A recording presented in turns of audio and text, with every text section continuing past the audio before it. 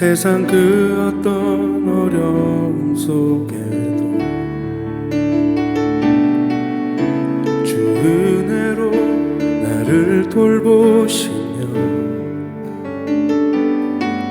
세상 끝날까지 지켜주시네.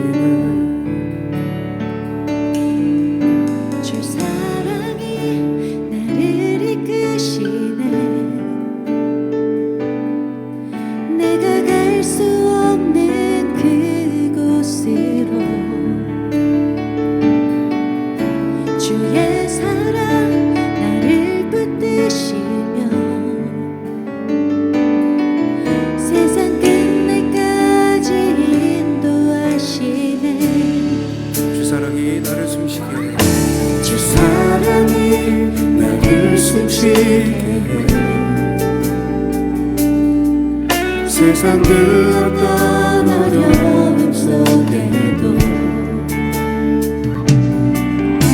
주 은혜로 나를 돌보시며 세상 끝날까지 지켜주시네. 주 사랑이 나를 이끄시네. 주 사랑이 나를 이끄시네. 내가 알 수 없는 그곳으로 주의 사랑 나를 붙드시며 세상 끝날까지 인도하시네. 오직 주님만이 내 아픔을 쉬며 주님만이 내 맘을 만지네. 어느 누구도 나를 향하시 주님의 사랑을 끊을 수 없네. 주님만이 내 능력이시며 주님만이 나의 구원이시네. 어디 누구도 나를 향하시 주님의 사랑을 끊을 수 없네.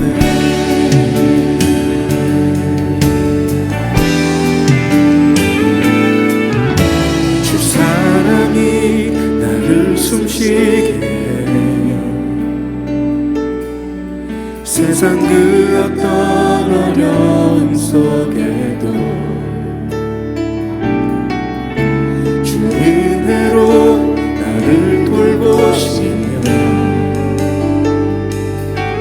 세상 끝날까지 지켜주시네. 주 사랑이 나를 이끄시네. 알 수 없는 그곳으로 주의 사랑 나를 붙드시네. 세상 끝날까지 인도하시네. 주님만이 내 아픔을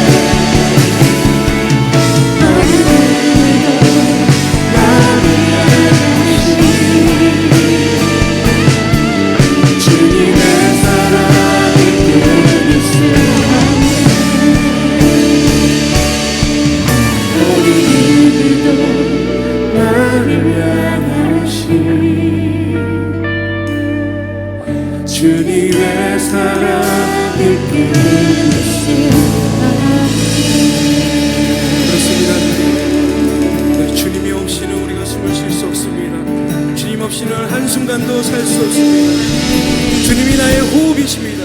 할렐루야.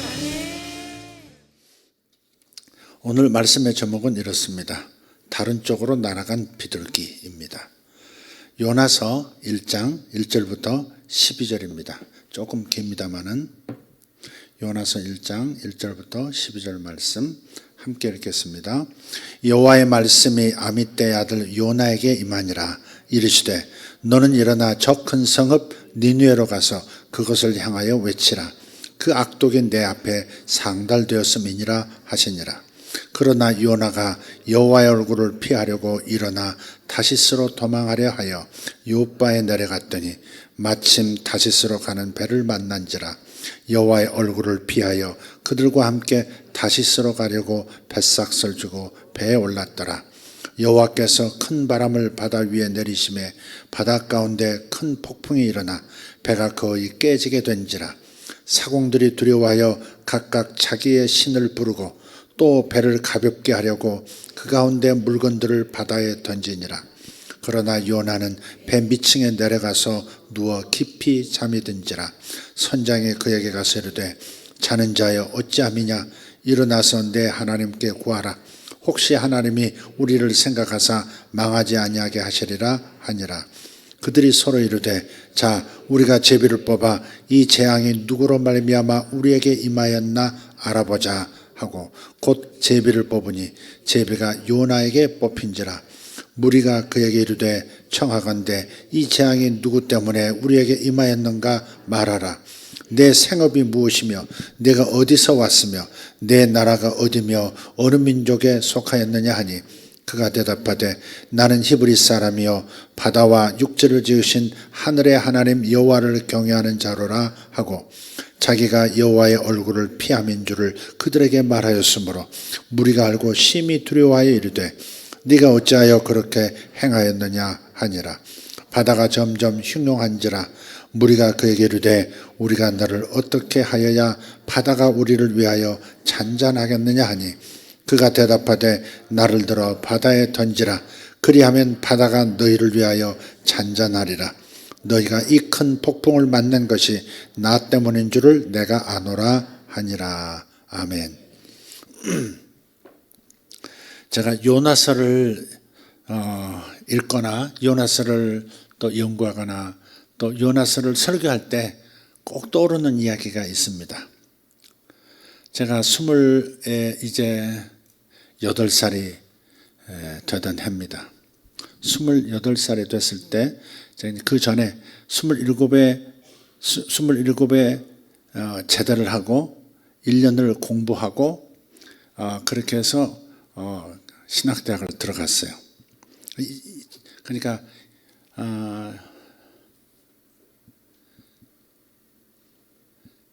1922 가면서 막 어떻게 내가 지금 뭘 얘기했지 지금 초장부터 왜 이렇게 헷갈리지? 내가 뭐 얘기했지? 28하고 또 1928년하고 무슨 상관이 있다고 지금. 예. 근데 그 해 1981년인가요? 그게 1981년일 겁니다. 1982년, 82학번이니까 1982년 제가 28살 때. 그때 이제 학교를 합격하고요. 저희 사촌 누님께서 오늘이렇게 지금은 권사님이신데 사촌 아우를 굉장히 아껴주셨어요. 본인이 알고 있던 영하신 전도사님을 이제 소개를 했습니다. 영하다는 표현을 좀 재미삼아 했으니까 이해하시길 바랍니다. 기도 많이 하시고 은사가 있는 분이셨어요. 그분이 이제 가정에서 이제 모임을 가지고 있는데 그 공부에 한번 참여해보자. 그래서 이제 따라갔어요. 근데 학기가 시작되기 전이에요. 아마 1월이나 2월쯤 됐을 겁니다. 합격하고 이제 입학 준비하던 때니까. 근데 그 집회를 참석하고 그분이 이제 말씀도 전하고 예배를 드리고 마쳤는데 그분이 이제 앞에 앉았다가 그렇게 이제 저를 바라보면서 저기 뒤에 처음 보는 총각 본인 원하면 기도해 주겠다 그러더라고요. 근데 그런 경험이 처음이거든요. 남에게 예언을 받아본다 그런 건 처음이거든요. 예언해 주겠다는 그 말씀이었거든요. 제가 처음 받았던 예언의 경험입니다. 그게. 그래서 이제 거절하기도 뭐하고 그래서 앞으로 나갔어요. 제 속마음은 이런 건 위험하다 이렇게 생각을 했어요. 항상 이런 건 위험한 거야. 하나님 말씀에 다른 거 뭐 예언한다 그런 거 아주 위험한 거야 이런 생각을 했어요. 그래서 속으로 막 계속 이제 기도는 뭐 거절하지는 못하고 그 앞에 앉아서 이제 기도를 받는데, 근데 속으로는 계속 말하는 겁니다. 사탄아 물러가라, 미혹의 영아 물러가라. 그러면서 이제 기도를 받는 겁니다. 근데 그분이 이제 쭉 이제 기도를 해주시는데 방언하고 통변도 하고 또 예언을 하고 하시는데 그 내용이 그렇게 가슴이 닿지 않았던 것 같아요. 하나님께서 나를 어디에 쓰시려고 한다, 뭐 이런 제 사명에 대한 그런 얘기를 이제 주셨는데 별로 가슴에 닿지 않았어요. 생각을 별로 안 했던 거거든요. 근데 마지막에 무슨 말을 하시냐면, 아들아, 네가 요나처럼 나를 등지고 멀리 도망가도 나는 너를 놓지 않을 것이다. 그러는 거예요. 근데 그 말을 딱 듣는 순간에 이상하게 확 눈물이 쏟아지는 거예요.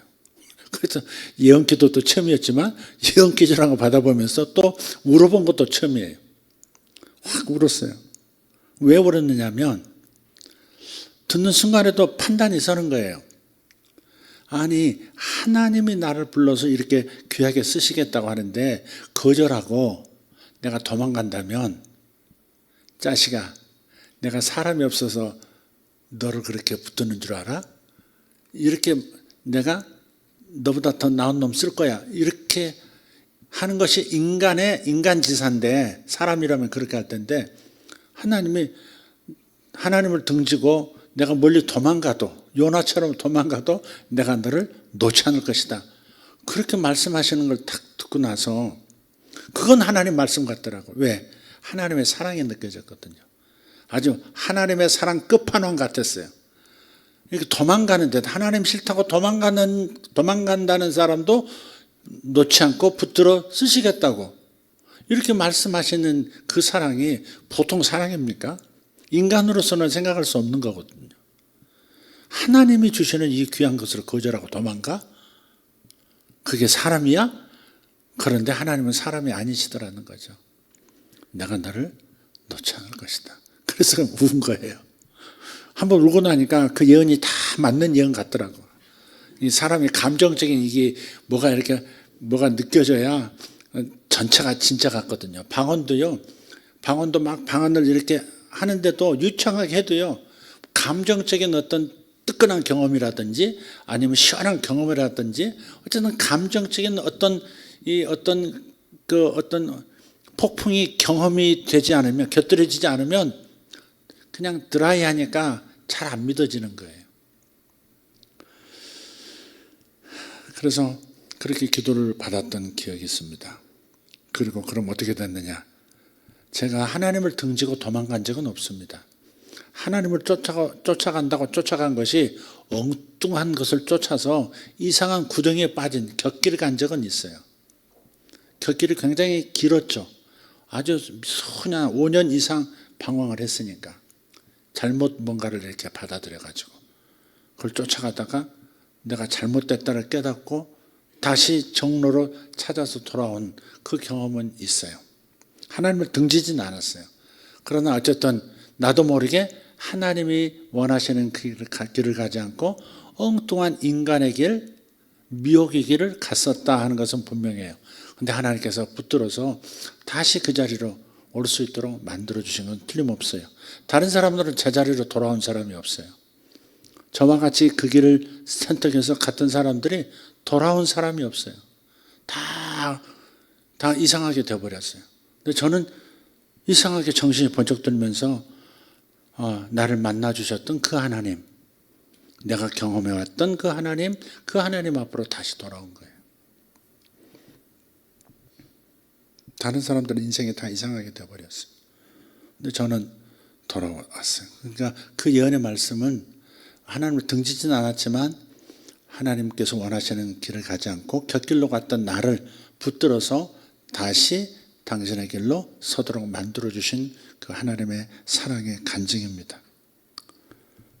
오늘 요나서를 읽으면서 다시 그 생각이 또 났습니다. 이 요나서는요, 나훔이나 오바댜서나 요나서나 이 세 가지 책은 이방 나라들에 대한 예언입니다. 요나는 니느웨에 대한 예언이죠. 아수르 제국에 대한 예언이었고요. 그러니 그 외 다른 예언서들을 보면 이스라엘에 대한 예언과 그 주변 국가들에 대한 엑스트라 국가들에 대한 예언이 섞여 있어요. 요 나훔, 오바댜, 요나만 이방 나라들에게 집중으로 예언한 겁니다. 요나서의 기록 시기를 보면 여러분 성경 안에 쓰니까 가까운 역사같이 느껴지실지 모르겠습니다만 이 요나서가 기록된 것이 주전 770년경이니까 지금부터 2800년 전 기록된 책이죠. 요나의 활동이 그때였으니까. 그러니까 비교하자면 얼마나 먼 시대의 얘기냐면 통일신라, 그러니까 신라가 삼국을 통일해서 통일신라가 된 게 668년이거든요. 기원전 668년. 그러니까 기원전 770년이면 거의, 죄송합니다, 100년이, 거의 100년이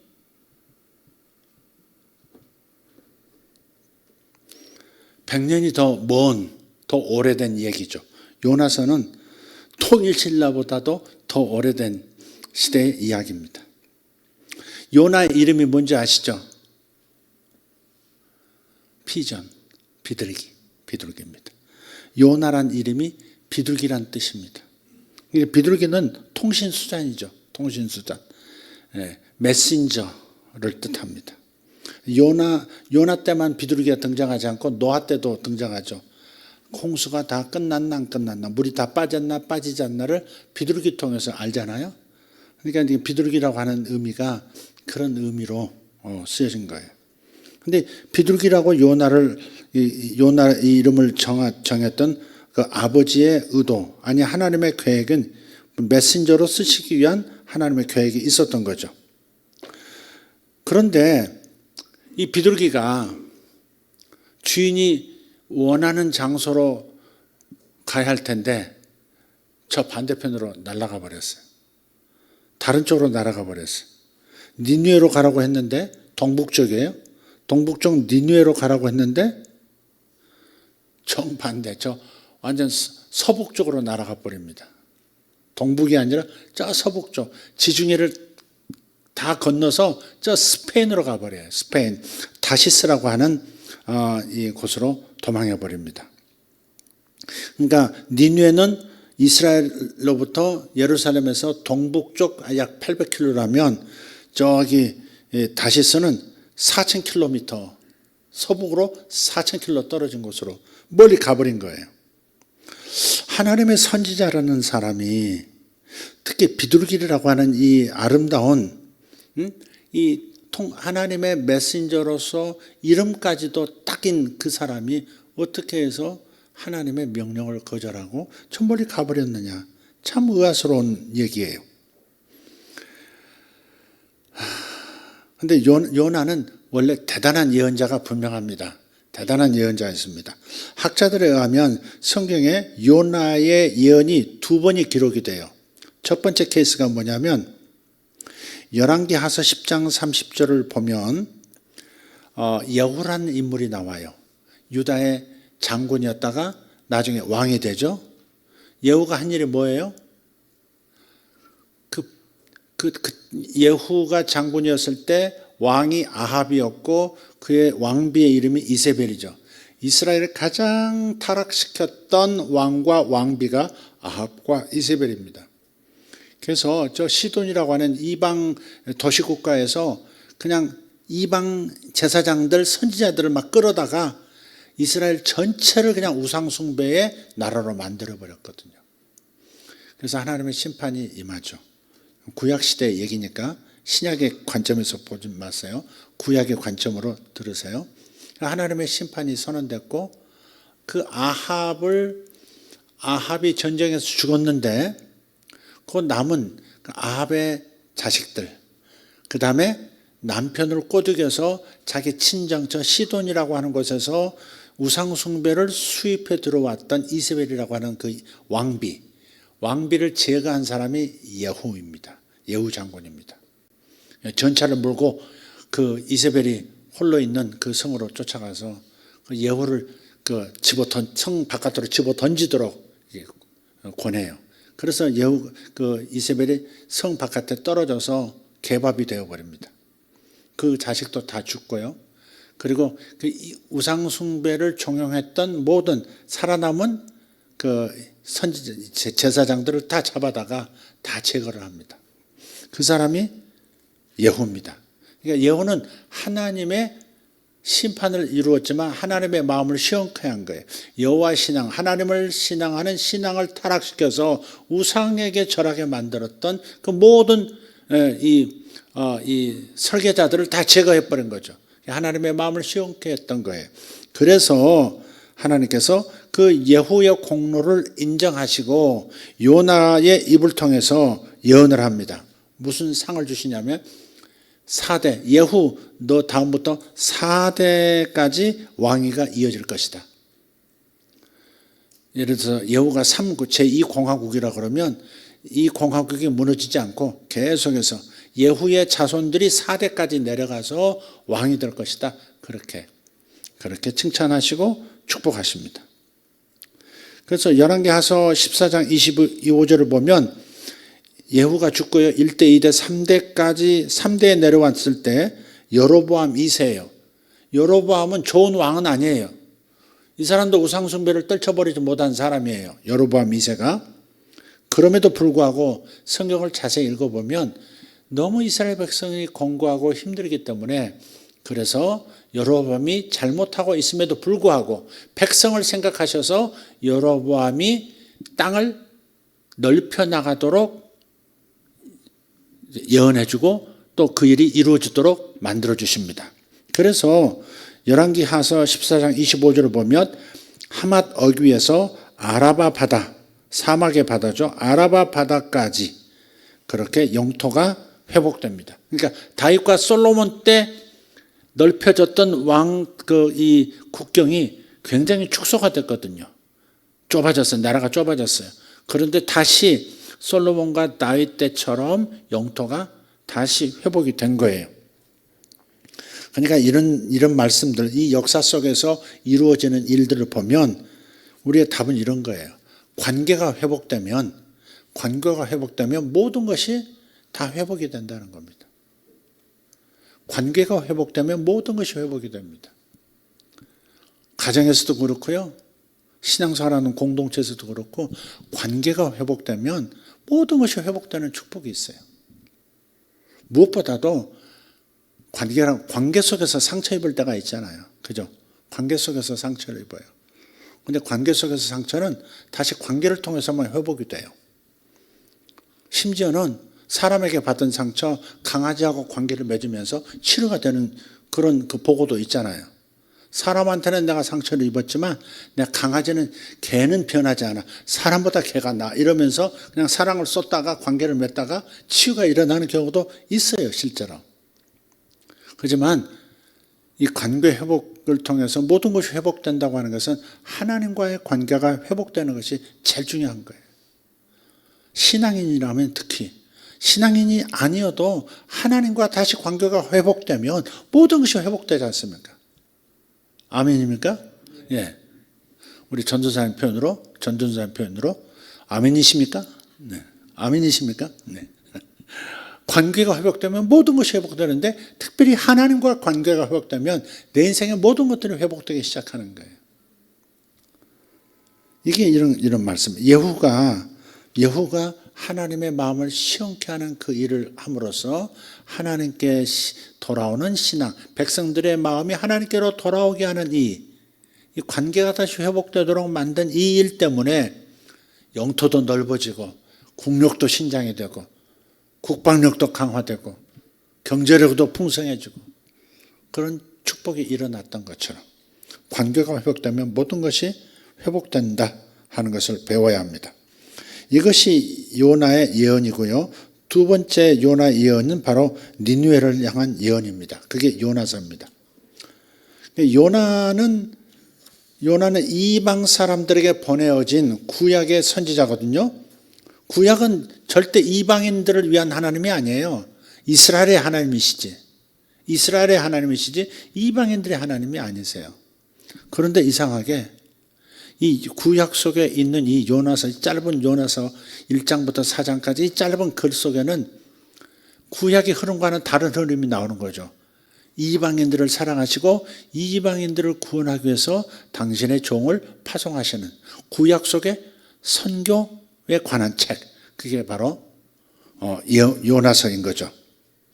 요나는 구약 시대 이스라엘의 선지자였지만, 이스라엘 민족의 선지자였지만, 그러나 결국은 이방인의 선지자로, 이방인을 위한 선교사로 파송되었었던 아주 유일한 이야기입니다. 이게 1절을 다시 한번 보십시다. 여호와의 말씀이 아미떼의 아들 요나에게 임하니라 그랬었어요. 아미떼가 아버지죠. 아미떼라는 이름은 신실하다, 진리의, 그런 신실한 진리의 그런 뜻이에요. 그런 뜻이에요. 그래서 그런 아버지, 신실하고 진리에 붙들림 받은 사람의 아들이 바로 요나였던 거죠. 그리고 말씀이 임하세요. 말씀이 임하여 그랬어요. 이런 걸 보면 여러분 소명이란 단어 많이 쓰시죠. 소명.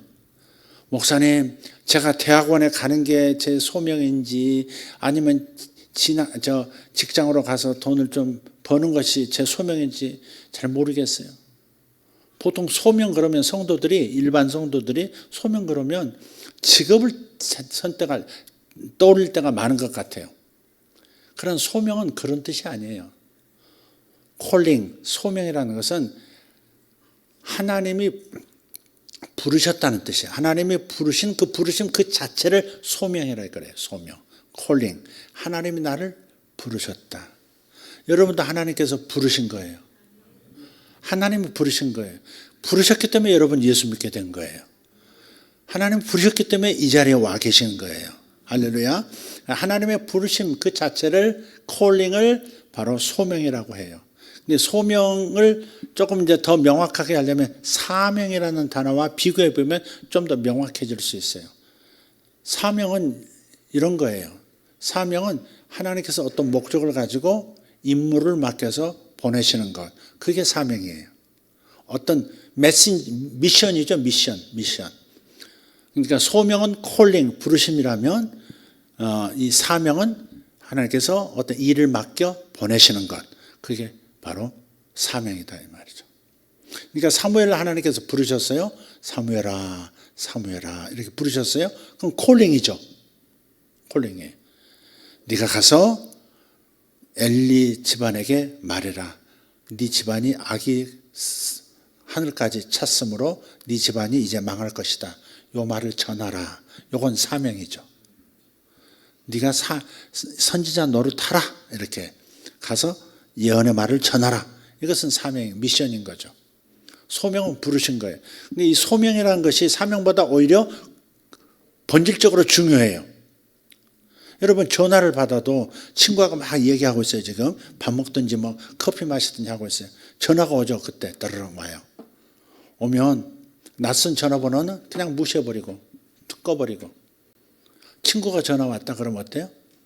지금 대화 중이고 밥 먹는 중이니까 끝난 다음에 전화하지 하고서 이제 잠시 보류하죠. 근데 탁 보니까 엄마가 전화했어요. 아버지가 지금 전화한 거예요. 뭐예요 지금? 너 안 들어오고 뭐하냐 이런 거지 지금. 몇 시인데 안 들어오고 어디서 뭐하고 있냐. 틀림없이 이 말을 하기 위해서 지금 전화를 하신 거예요 지금. 그러면 될 수 있는 늦게 전화를 해야지 하면서 계속 모른 척 밥을 먹겠죠. 제일 신경 쓰는 전화가 세 번째예요. 그러니까 이게 소명하고 무슨 상관이 있느냐. 소명은 부르신 그분이 누구냐 이거죠. 나를 지금 찾는 그이가 누구냐가 중요한 거예요. 낯선 사람이냐, 친구냐, 부모님이냐, 그게 중요하듯이 소명이라고 하는 것은 하나님 부르셨다라고 하는 것, 여기에서 사명이 결정되거든요.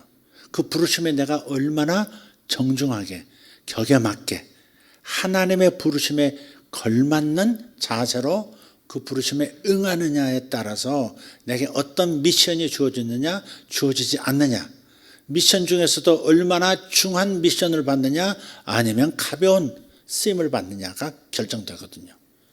그러니까 하나님을 예배한다고 하는 것, 하나님의 부르심을 받아서 예배자로 선다고 하는 것이 가장 중요한 거죠. 이게 이런 것들이 쌓여서 결국은 더 능력 있는 어떤 사역자가 되기도 하고 세상에 인플루언서로 영향을 끼치면서 살아가기도 하는 거예요. 콜링을 중요하게 여기셔야 돼요. 하나님이 나를 부르셨다. 하나님은 나를 선택하시고 나를 하나님 앞으로 당신의 자녀로 불러주셨다. 이게 중요한 거예요. 이게 하나님이 나를 예배자로 불러주셨다. 이게 중요한 거라고. 여기에 신실하게 반응하는 사람은 그에 상응하는 미션을 받을 것이고 따라서 그에 준하는 상급도 달라질 거예요. 콜링부터 어떤 분이 나를 부르셨느냐, 사람이 나를 부르는 거냐, 하나님이 나를 부르시는 거냐, 이것을 분명하게 선을 긋고 그 경중을 가릴 줄 아는 태도가 매우 중요하다 하는 겁니다. 그래서 여기서도 주의 말씀이 임하여 요나에게 지금 사명을 주시는 거잖아요. 니느웨에 가서 말씀을 전하라, 향하여 외치라 그러셨단 말이에요. 어쨌든 자기 스스로 자기를 임명할 수는 없습니다. 부르신 분이 나를 임명하는 것이지 내 스스로 나를 목사라고 할 수 없고 내 스스로 내가 선지자다, 내 스스로 나를 사도로 임명하고 내 스스로 목자로 임명하고 전도자로 임명하고 그럴 수는 없습니다. 에베소서 4장 11절에서 13절에 나오는 교회 리더십 5가지, 사도요, 선지자요, 복음 전환자요, 셰퍼드 목자요, 교사라 했을 때, 지금 주일학교 교사 뭐 이런 걸 말하는 게 아니죠.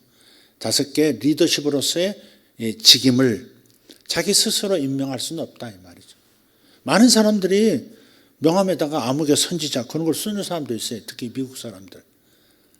어포슬 뭐 빌립 뭐 이렇게 쓰기도 하고, 나 사도다 이거지. 알아서 모셔라 그런 거예요. 그 아주 웃기는 얘기입니다.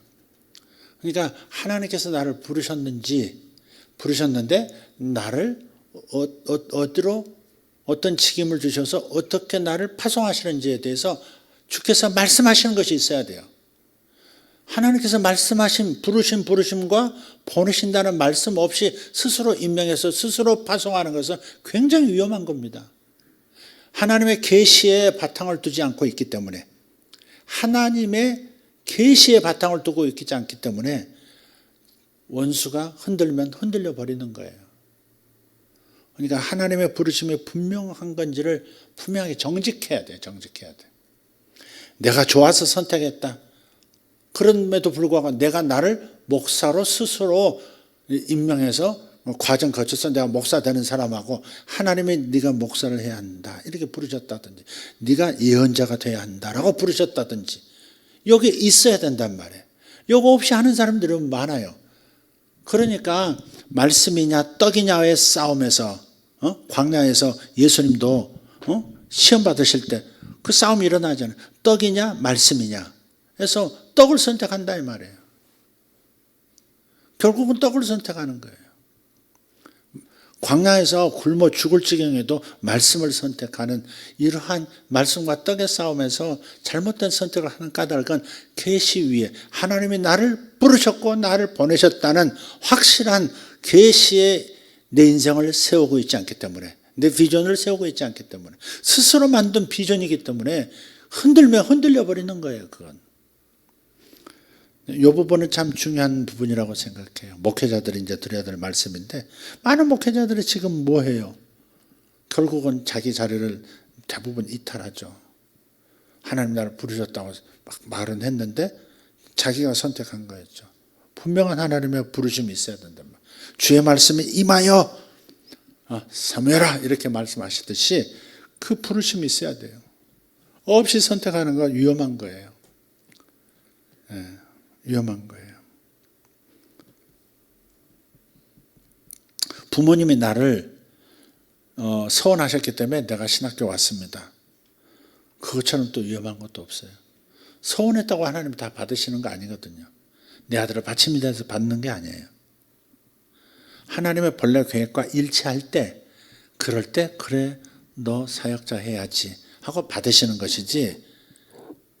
이해가 되시죠?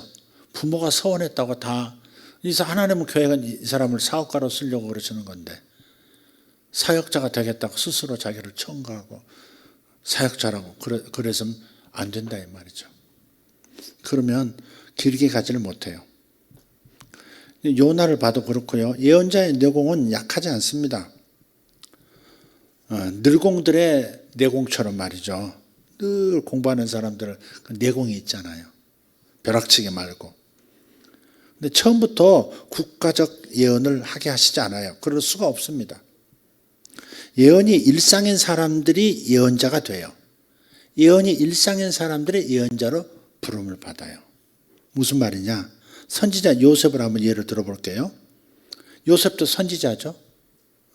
미래를 준비하는 사람이니까. 선지자인데 16살 때 개인적인 예언의 꿈을 꿔요. 부모님과 형제들이 자기를 향해서 절을 하는, 자기가 굉장히 형제 중에서 이 집안에서 가장 존귀한 위치에 서게 된다고 하는 꿈을 꾼단 말이죠. 개인적인 예언의 꿈이에요. 그러다가 이제 팔려 나가가지고 보디발의 집에서, 외국 보디발이라고 하는 사람 집에서 종들에게 또 사역합니다. 꿈을 꿔주고 꿈을 해석해주고.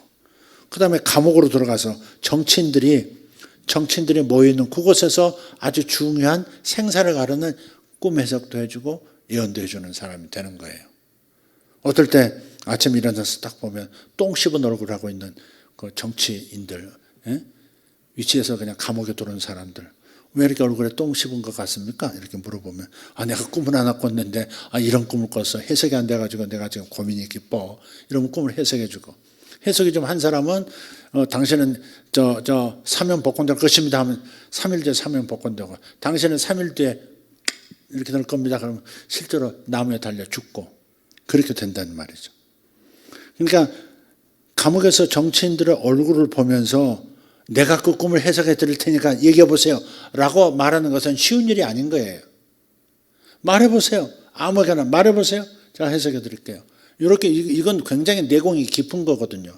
그러니까 늘 어려서부터 그런 영적인 분위기 속에서 그렇게 꿈을 해석하고 꿈을 받고 꿈을 꾸고, 그리고 다른 사람의 꿈도 해석해 주고, 그러면서 예언적인 하나님의 마음도 알아가면서 내공을 쌓은 게 있단 말이에요. 그러다가 애굽의 최고 통치자의 꿈도 해석해 주는 거죠. 국가의 운명이 어떻게 될 것이라고 하는 것을 예언으로 말해 주잖아요. 7년 풍년이 올 것입니다.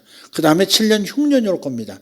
그런데 7년 흉년이 오면 7년 풍년의 그 풍성했던 것들이 사그리 먼지처럼 사라져버리는 그만큼의 어마어마한 충격을 받게 될 겁니다. 국가가 전망이 위태로울 것이고 왕이 자체가 날아가 버릴 겁니다.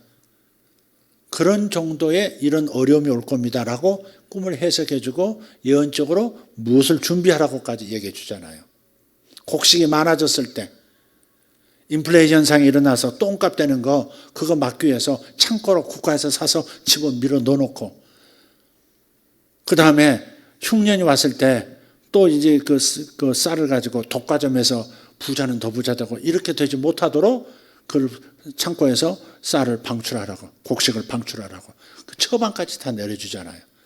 국가의 운명이 완전히 망할 수밖에 없는 국가의 운명이 정말 더 흥왕한 국가의 운명으로 바뀌잖아요. 그런 국가적인 거대한 큰 예언을 하고 그런 사역을 할 수 있었다고 하는 것은 어렸을 때부터 늘상 일상의 예언적인 삶을 살았기 때문에 가능한 삶이었다 하는 거죠. 그래서 예언자가 된다, 사도가 된다, 선교사가 된다, 목사가 된다, 이것을 가볍게 생각해서는 안 되는 거죠. 요즘은 동네 아줌마들이 그냥 갑자기 필 받아가지고 성경을 더 깊이 더 배우고 싶다, 그런 명목 하나 가지고 신학교를 가요. 가가지고 또 거기서 왔다 갔다 하다가 또 그다음에 자기들끼리 또 전도사님 또 부르네. 졸작은 집사나 성도들이 그 신학교 지하에 사는 신학교 가가지고 갑자기 전도사님들이 다 돼요. 또 이렇게 서로 전도사님이야. 그래서 전도사 됐으면 그다음 강도사 받아야 돼. 직해서 부르신 거야. 지들끼리 또 그러고선 또 강도사 또 받고 그러다가 남편까지 그냥 애매한 남편까지 믿음 남편 끌어다가 강처럼 그냥 나란히 서서 목사 안수 받을 때 남편 그냥 기가 죽어 옆에 서 있고 그냥 그런 게 너무 많아졌단 말이에요. 이게 다 그런 건 아니에요. 여성들도 훌륭한 사역자가 될 수 있는 거 맞습니다. 맞습니다. 그러나 남자가 됐든 여자가 됐든 그런 중요한 하나님의 이 종으로서의 삶을 산다고 하는 것은 하나님의 부르심이 확실한 그러한 계기가 없이 선택을 하면 그것은 거대한 영적 전쟁이 일생 동안 벌어질 텐데 어떻게 감당하겠느냐 하는 거죠. 베드로가 하나님의 계시를 받고 당신은 그리스도시요 하나님의 아들이십니다라고 고백한 거 그게 반석이라고 하는 그 계시가 반석이 되어서 그 반석 위에 교회가 세워질 텐데 음부의 권세, 지옥의 역사가 다 이기지 못할 것이다 그랬단 말이에요. 그러니까 반드시 하나님께서 나를 부르신 그 콜링과 미션이 분명할 때 그럴 때 사탄이 흔들려고 해도 흔들리지 않는 인생이 되는 거죠. 요거는 이제 신학을 선택하고 주의 종의 길을 가겠다는 사람들은 정말 그럼 내가 잘못 선택했다면 어떻게 해야 되나? 나 신학교를 다니는데 나 지금 이미 전도사인데 목사인데 그럴 때 다시 그런 부름이 없으면 내려놓을 용기도 있어야지. 여지껏 달려왔으니까 그냥 어정쩡하게 간다? 굉장히 어리석은 거예요. 그건 정말 필사적으로 하나님 앞에 기도해야죠. 저 부르신 거 맞습니까? 제가 임으로 선택한 겁니까? 성령이 부르셔서 제가 선택하게 된 겁니까? 분명히 하나님의 답을 들어야죠. 그런다 할 때 그런 다음에라야 어떤 영역에서 파송을 받아서 그 미션을 잘 감당해내는 겁니다. 뭐든 그냥 되는 건 없어요. 뭐든지 그냥 되는 거 없어요. 세상에 식당 하나 하는 것도 그냥 되는 거 없잖아요. 그냥 되는 거 없습니다. 늘 그런 분위기 속에서 늘 일상이 예언적인 삶을 살았던 사람이 선지자가 되는 거고 늘 그런 그 사역과 또 이 전도와 선교사의 그런 그 흐름 속에서 또 이렇게 세워지는 것이 선교사고 그런 거예요. 그냥 이렇게 가면 안 돼요. 좌충우돌됩니다. 자, 2절 보겠습니다. 2절을 보면 너는 일어나 저 큰 성읍 니느웨로 가서 그것을 향하여 외치라. 그 악독이 내 앞에 상달되었음이니라 하시니라 그랬어요. 예. 일어나라는 말은 결심하고 자신을 떨치고 일어나는 걸 말해요. 뭔가 결심을 했어요. 지금 요나는 결심을 하고 일어난 거예요. 근데 주님께서 니느웨에 가서 그것을 향하여 니느웨라고 하는 것은 아수르 제국의 수도예요. 니느웨로 가서 니느웨를 향하여 외쳐라 그랬단 말이에요. 그들의 사악함이 있다. 그들의 악독함이 내 앞에 상달되었다 그랬어요. 이 사악하다는 말은 히브리 말 라라고 그래요. 라. 예. 모든 악돌, 모든 악들 라입니다. 모든 선한 것들 오늘 찬양에 있었습니다만은 모든 선한 것들은 토브라 그래요. 토브. 좋다, 선하다. 그런 것은 전부 토브예요. 근데 이 니느웨에 대한 하나님의 진단은 라입니다. 모든 악독이 거기 있다. 근데 아수르의 악이 뭐냐면 그냥 보통 악한 게 아닙니다. 전쟁하잖아요. 쿠데타 일어나잖아요. 그러면 다 포로로 잡고 그 포로도 입을 다 잘라요. 입술 있죠. 입술을 다 베어내버려요. 입술을 베어내면 뭐가 나와요? 그냥 잇몸, 치아가 그대로 다 드러나는 그런 상태 있잖아요. 상상해 가세요? 위아래 입술을 다 잘라 도려내버린다니까요. 귀 자르는 건 물론이고요. 손목도 다 자릅니다. 그리고 살아있는 사람의 가죽을 벗겨요. 대개 이제 가죽 벗기는 과정에서 대부분 죽죠. 근데 그 가죽을 벗겨가지고 니느웨 성벽에요. 쭉 도배하듯이 쫙 걸어놔요. 그러니까 덤비면 이렇게 돼. 이걸 보여주는 거죠. 굉장히 악독한 거죠. 보통은 고통을 느끼지 않게 적들도 목을 베거나 사형을 시키죠. 그렇게 하지 않죠. 덤비지 못하게 하는 거죠. 로마도 좀 잔혹한 면이 있었어요. 십자가형이 그런 겁니다. 로마의 대항에서 일어나는 사람들은 전부 정치범들은 십자가형으로 죽였습니다. 십자가형은 단번에 죽이는 게 아니죠. 서서히 모든 고통을 느끼면서 모든 수치감을 다 겪으면서 죽어가더라고.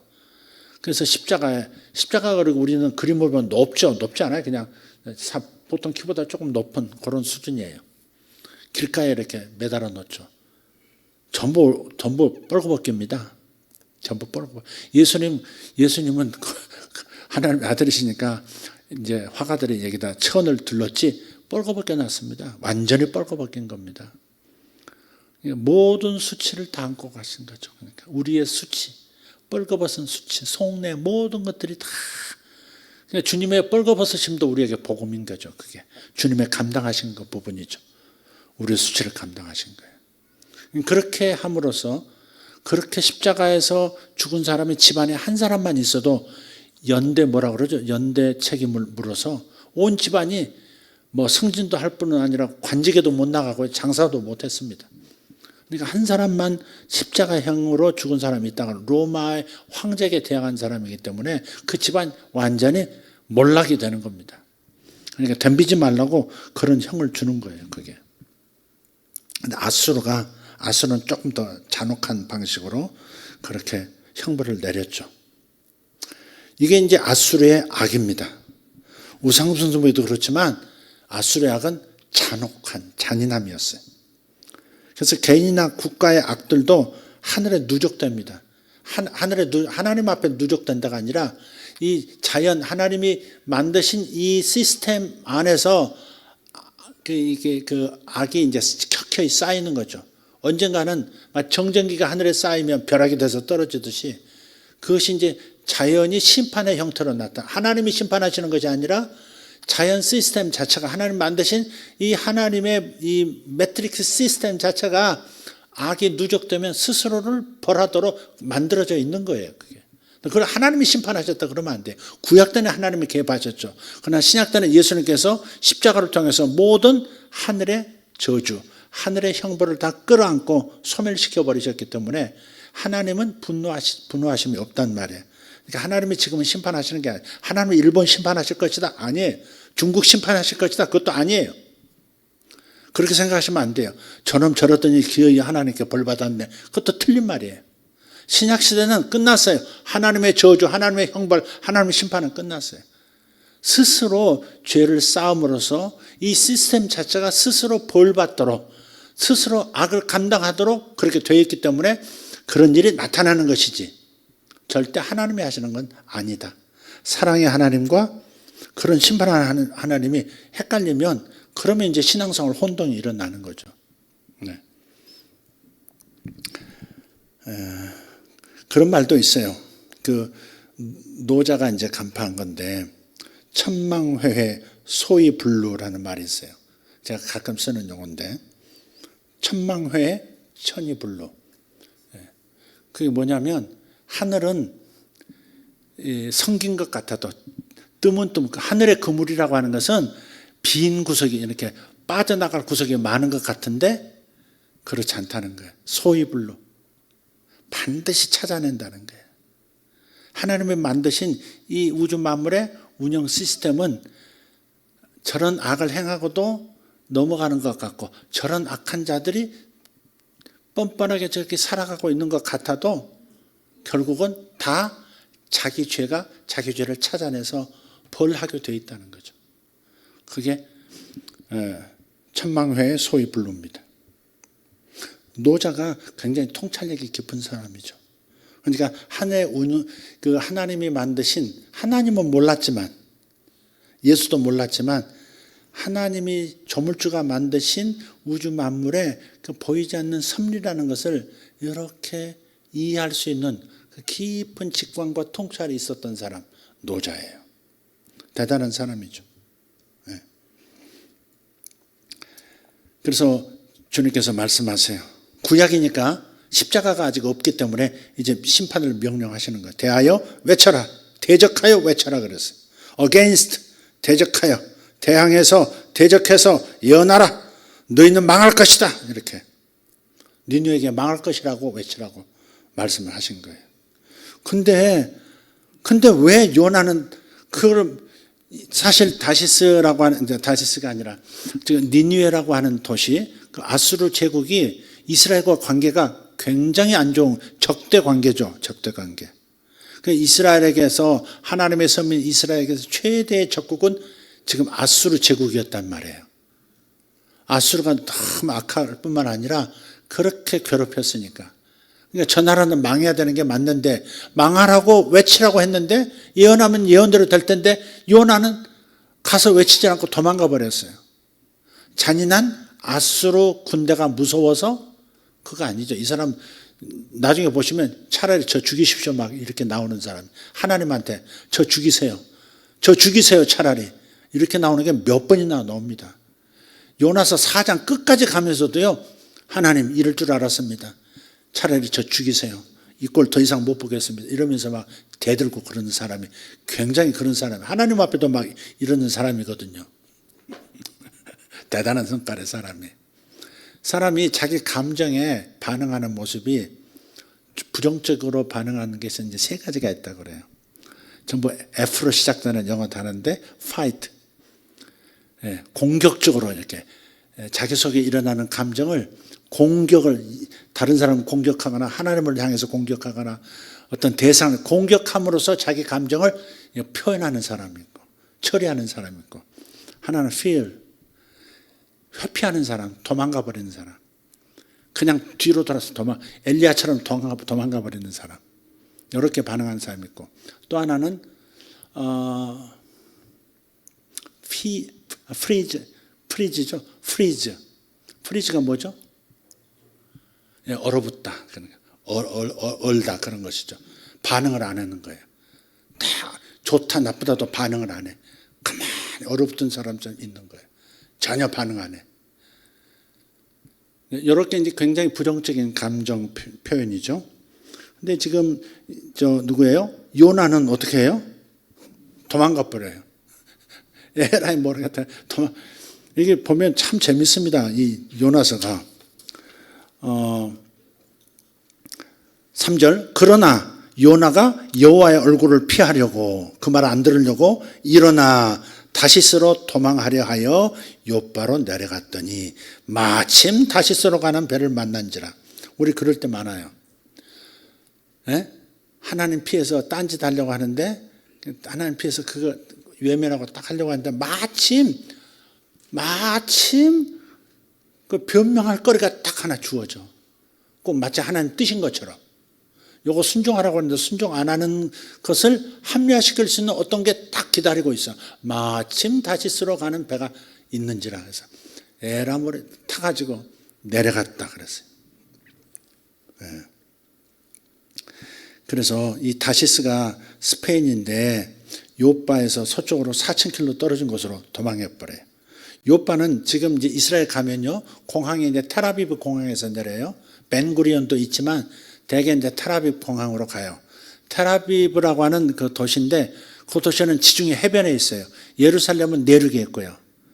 근데 그 텔아비브의 구도시가 욥바예요. 자파 이렇게 되어 있어요. 영어로는 자파인데 이 욥바가 구도시예요. 굉장히 멋있습니다. 석양 탁 비치면요 지중해 그 너무 낭만적이에요. 결혼하는 사람들 거기 드레스 착 입고요. 남자 착 하고 사진 착 촬영하고 환상적인 동네가 욥바입니다. 그 언덕 거기에 이제 멋있는 이제 레스토랑도 있고 우리 이스라엘 가시면 꼭 한번 거기에 욥바에 가셔서 레스토랑에 가시면 너무 멋질 겁니다. 석양에 가시면 그리고 재미있는 구경들이 많아요. 막 태양을 향해서 막 이렇게 그 반나 비슷하게 해가지고 태양 빛을 받는 데나 뭐 한다나 이런 사람부터 시작해서 하긴 별 사람 다 있습니다. 근데 그 욥바에서 타시스로 도망해봐요. 욥바는 향기로운 도시, 사랑의 도시 그런 뜻이에요. 근데 욥바에서 타시스로 도망하려고 하는데 마침 다시스로 가는 배를 만나가지고 요나가요 촉이 좋은 겁니다. 그래서 도망간 겁니다. 하나님이 니느웨더러 나쁜 놈의 새끼들 내가 진짜 너희들 멸망시킬 거야. 그런 뜻에서 망하리라 그러신 게 아니란 걸 알아버린 거예요. 하나님은 틀림없이 은혜로우시고 자비로우시기 때문에 경고를 해서 그 경고를 듣고 저들이 마음을 바꿔 먹으면 회개하면 틀림없이 하나님은 용서하실 거야. 용서하시면 아수르는 더 세력이 커지고 그래서 결국 우리 이스라엘은 아수르에 의해서 망할 거야. 그래서 이스라엘을 보호하기 위해서 이스라엘의 적인 아수르가 평안한 꼴을 보지를 못해서 도망가 버린 거예요. 그냥 하나님을 단순하게 거역한 게 아니에요. 하나님 마음을 안 거예요. 하나님은 틀림없이 용서하실 것이다. 틀림없이 용서하실 것이다. 나중에 그 물고기, 큰 물고기 뱃속에 들어갔다가 사흘 만에 나왔잖아요. 나와가지고 니느웨로 다시 가긴 가요. 왜? 고래겠죠? 그 물고기가 탁 토해놓은 것이 또 하필이면 또 아수르 땅 니느웨 코앞에다 토해놨거든요. 해변에다가. 그러니까 터덜터덜 걸어갑니다. 걸어가서 나흘길인데 사흘을 걸어야 관통을 하면서 목소리를 다 전하는데 하루길로 끝내버려. 그냥 막 달려가 총알같이 달려가면서 망한다 들었지 그러고서 지나가 버린 거예요. 왜? 끝까지 아수르가 망하는 꼴을 봐야 되겠다는 거지. 회개하는 꼴은 못 보겠다는 거지. 회개만 하면 하나님 용서하실 것이니까 그 꼴은 못 보겠다. 이런 사람들이 있어요. 나는 뭘 못 받아도 네가 상 받는 건 못 받겠어. 그런 사람들 있어요. 내가 못 받는 건 상관없어. 네가 받는 건 내가 못 견디겠어. 이런 거. 그럼 뭐라 그래? 아까 그 반응 중에서 뭘까 이건? 공격적인 거죠. 공격적인 거. 이 니느웨가 아니라 요나가 좀 그런 스타일로 반응을 해요. 아주 촉이 좋았어요. 이게 하나님의 친구, 선지자 하나님의 친구라 그랬거든요. 하나님의 친구라 그랬어요. 하나님께서 아브라함도 선지자라. 내가 친구 아브라함에게 뭘 감추겠느냐 하면서 내가 소돔과 고모라를 지금 작살내러 가는 중이야. 딱 정보를 흘리시잖아. 그러니까 하나님의 친구는 하나님의 마음을 잘 아는 거예요. 그게 선지자거든요. 그래서 하나님의 마음을 아는 나름 내다보고 있었기 때문에 아수르를 살리려고 그런 게 아니라 아수르가 살아날까 봐 그래서 이스라엘이 더 어리석을까 봐 그냥 예언을 하지 않고 다시스로 가버린 것이다. 그런데 여기 재미있는 표현이 하나 있어요. 요거하고 좀 정리를 해야 될 것 같습니다. 여기 보면 이렇습니다. 3절을 보면요. 요나가 여호와의 얼굴을 피하려고 일어나 다시스로 도망하려 하여 욥바로 내려갔더니 마침 다시스로 가는 배를 만난지라 여호와의 얼굴을 피하여 그들과 함께 다시스로 가려고 뱃삭을 주고 배에 올랐더라 그랬어요. 근데 여기 욥바로 내려갔다 그러죠. 내려갔다. 이거 내려갔다는 단어가 참 많아요. 요나서 1장에 보면 욥바로 내려갔더니 그러고요. 5절에서 보면 사공들이 두려워하여 각각 자기 신을 부르고 또 배를 가볍게 하려고 그 가운데 물건을 바다에 던지니라. 그러나 요나는 배 밑층에 내려가고 던져지고 바다 밑바닥까지 가라앉고 그러잖아요. 하나님을 등진 인생은 계속 내려가는 인생이 되는 거죠. 그걸 이제 보여주는 거죠. 하나님을 등진 인생은 내려가고. 그러나 관계가 회복되면 다시 올라가고 회복되고. 근데 대개 이제 그런 걸 생각 못 하고 하나님과 관계를 회복할 생각 안 하고 잘 되기만을 바라고 막 그런 사람은 그건 좀 곤란하죠. 자, 그리고요, 지금, 다시스로 가는 배가요, 옛날에 지중해를 오고 가는 배가 이쪽 베네치아가 아니고 뭐죠? 베네치아가 아니라 이쪽 그 레바논 지역, 그 지역을 옛날에 처음 세계에서 배울 때 첫 번째 나오는 그 제국을 뭐라 그러죠? 아수르 제국 말고 베네치아가 아니고 베네치아는 저쪽이죠. 수중도시. 뭐라 그러나. 갑자기 주요. 페니키아. 아, 맞아. 누가 얘기했어요? 세가사가 저대로 하셨네. 아, 청호장로님 역시 공부를 열심히 하셔가지고. 페니키아. 이쪽부터 저 스페인 저 지중해 입구 끝까지가 이제 지중해 이제 수평으로 이렇게 돼 있잖아요. 옛날에는 이 오고 가는 배가 1년에 한 차례, 두 차례밖에 없는 거예요. 그러니까 편서풍 타고 뭐 이런 게 있기 때문에 그런 바람을, 폭풍을 피해서 1년에 한두 차례만 운행하는 겁니다. 근데 그 배가 다시스로 가려고 했는데 마침 다시스로 가는 배가 기다린다는 게 꼭 하나님이 예비하신 것 같잖아요. 와, 할렐루야 그러면서 탔겠지. 근데 그건 아니죠.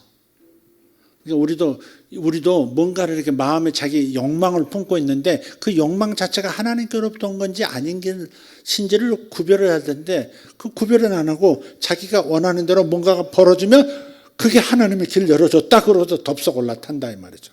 그런 경우도 케이스도 있는 거예요. 그런 거 조심해야 되겠죠. 그죠? 그런 거 조심해야 돼요. 네. 그래서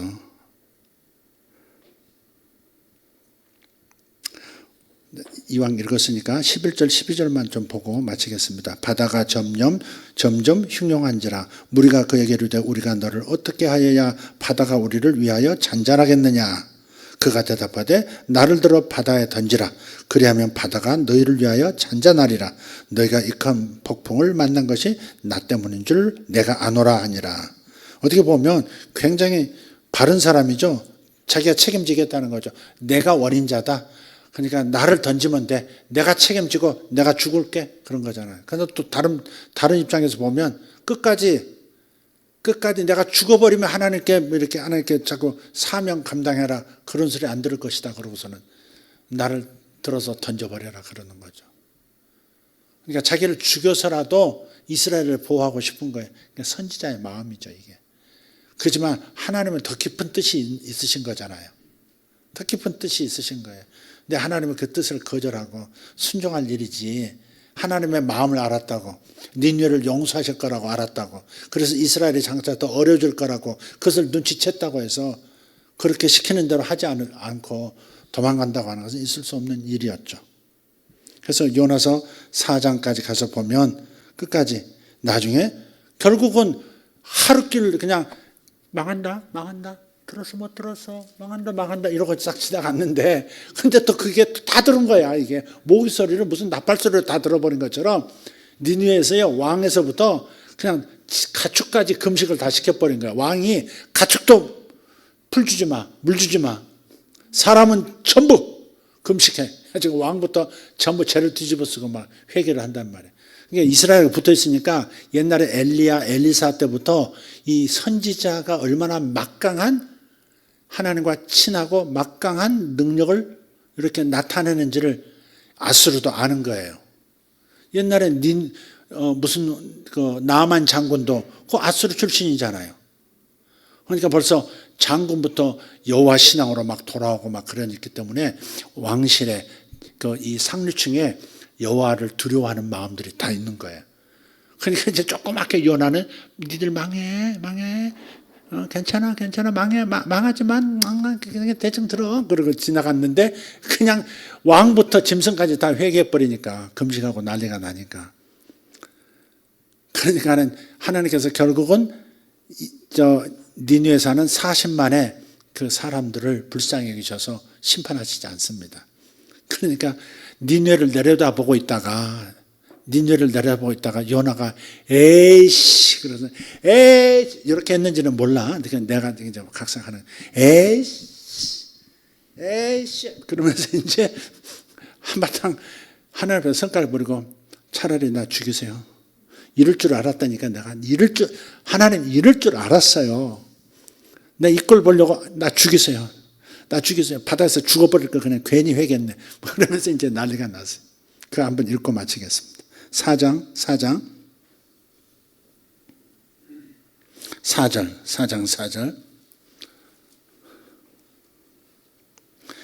3절부터 여호와여 원하건대 이제 내 생명을 거두어 가소서. 사는 것보다 죽는 것이 내게 나음이니이다 하니 여호와께서 이르시되 네가 성내는 것이 옳으냐 하시니라. 또 다시 요나가 성읍에 나가서 그 성읍 동쪽에 앉아 거기서 자기를 위하여 초막을 짓고 그 성읍에 무슨 일이 일어나는가를 보려고 그 그늘 아래 앉았더라. 니느웨 내려다 보이는 언덕에 초막을 짓고 앉아 있습니다. 6절 하나님이 여호와께서 박농쿨을 예비하사 요나를 가리게 하셨으니 이는 그의 머리를 위하여 그늘이 지게 하며 그의 괴로움을 면하게 하려 하심이었더라. 요나가 박농쿨로 말미암아 크게 기뻐하였더니 하나님이 벌레를 예비하사 이튿날 새벽에 그 박농쿨을 갉아먹게 하심에 시드니라. 해가 뜰 때 하나님이 뜨거운 동풍을 예비하셨고 해는 요나의 머리에 쪼임에 요나가 혼미하여 스스로 죽기를 구하여 이르되 사는 것보다 죽는 것이 내게 나으니이다 하니라. 끝까지 성질을 부리다가 사역을 마친 사람이 요나입니다. 여러분도 그럴 수 있어요. 우리도 그럴 수 있어요. 하나님 실망했습니다. 사람은 교회에 실망했습니다. 나중에는 참 안 나오지만 목사님한테 실망했습니다 하지만 본질은 저 밑에는 하나님 당신께 실망했습니다가 많아요. 신자들의 실망은 하나님께 실망했습니다가 많아요. 그걸 입으로 차마 말 못하지. 근데 감정은 하나님께 실망했습니다가 많아요. 그렇게 기도했는데 안 살려주시다니, 그렇게 기도했는데 안 고쳐주시다니, 그렇게 기도했는데 나를 안 도와주시다니, 그렇게 기도했는데 내 부도를 막아주시지 않다니, 그런 것들이 섭섭함이 있는 거예요. 제가 꿈을 하나 꿨어요. 꿈에 저희 어머니가 나오셨는데 어머니가 아침에 나가셔가지고 저녁 6시에 들어오신 거예요. 난 집에 누워가지고 계속 엄마를 기다려. 엄마라고 그러더라고요. 꿈에서 엄마.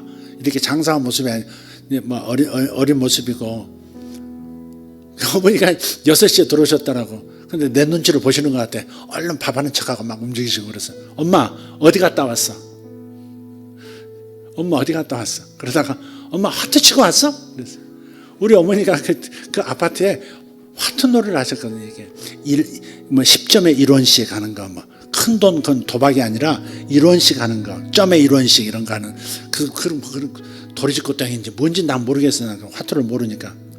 그걸 동네 아줌마들이 그냥 모여서 그걸 많이 했어요. 남편들이 재밌게 안 해줘서 그런지 어쩐지. 그러니까 꿈에서도 내가 엄마 화투 치고 왔어? 그랬어. 근데 그 화투 치고 왔어 그러면서 내 마음에 너무 섭섭한 거야. 내가 섭섭하다 하는, 그러고 보니까 내 이름이 섭이네. 섭섭하다 하는 느낌을 그렇게 꿈에서 강렬하게 받은 것만큼 받아본 적이 없어요. 사람이 섭섭할 때가 있잖아요. 근데 그렇게 일생 내내 겪었던 섭섭함이 한꺼번에 창대처럼 내 가슴에 딱 꽂힌 것처럼요. 너무 섭섭한 엄마가 나를 하루 종일 잊어버리고 화투 치고 왔는지 뭐하고 왔는지 머리를 뽑고 왔는지 난 모르지만 세상에 나를 아침부터 저녁까지 나를 잊어버리고 있었다니 너무 섭섭해가지고 섭섭이가 콱 하다가 깼어요. 그래서 가만히 생각했어요. 참 사람이 섭섭하다는 게 이렇게 큰 충격이기도 하구나. 내가 처음 느꼈거든요. 그러면서 다른 사람에게 섭섭하게 하는 일 어쨌든 없게 해야 되겠다. 나는 이렇게 처음 이렇게 섭섭을 느꼈는데 나 때문에 다른 사람이 섭섭한 것들이 없잖아 있었을 텐데 진짜 섭섭하게 안 해야겠다. 그런 생각을 좀 했어요.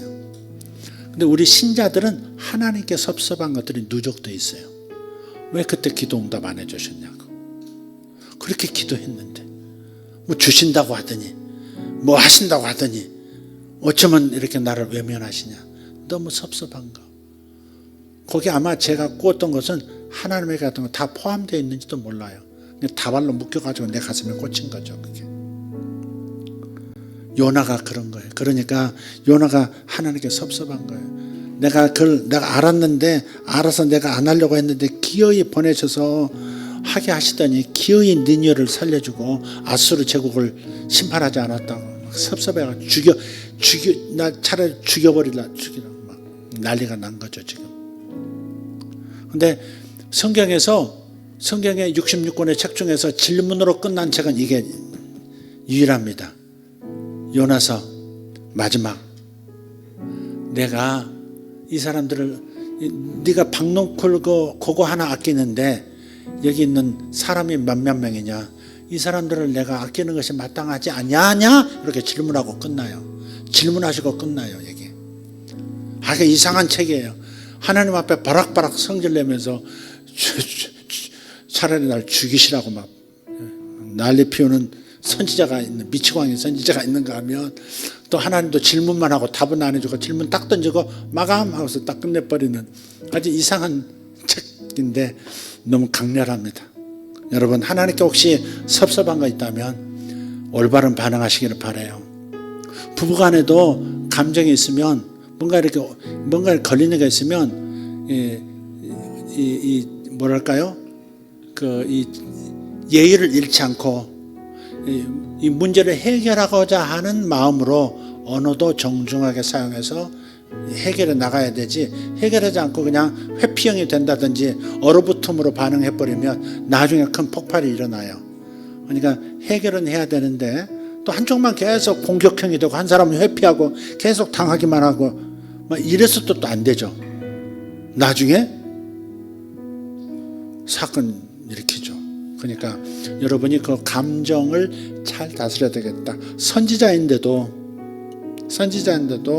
자기 뜻을 꺾지 않으니까 감정이 정말 좌충우돌돼서 뜨거웠다 차가웠다 지금 난리 법석이듯이 우리도 그럴 수 있다는 거, 감정 처리 잘해야 된다는 거. 아멘. 하나님에 대한 섭섭함이나 오해가 있으면 하나님께 정중하게 여쭙고 답을 구하면 하나님께 알려주실 거예요.